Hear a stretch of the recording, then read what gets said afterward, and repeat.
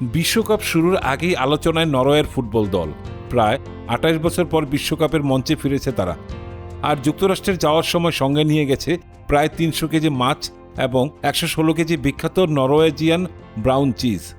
শুনতে অদ্ভুত লাগলেও এর পেছনে রয়েছে বিশেষ পরিকল্পনা। নরওয়ে দলের বিশ্বাস, খেলোয়াড়দের সেরা পারফরমেন্স নিশ্চিত করতে মানসম্মত খাবার অত্যন্ত গুরুত্বপূর্ণ। তাই দলের সঙ্গে গেছেন ২ অভিজ্ঞ শেফ, যারা ফুটবলারদের জন্য বিশেষ খাদ্য তালিকা তৈরি করবেন। নরওয়ের শেফ অ্যারন অ্যাসপেলেন্ট জানান, তারা বিশ্বকাপের মতো বড় আসরও নিজেদের দেশের সেরা উপকরণ ব্যবহার করতে চান। কোন টমেটো কে চাষ করছেন বা কোন মাছ কে ধরছেন, এসব জানা উপকরণ ব্যবহার করাকে তারা গর্বের বিষয় মনে করেন।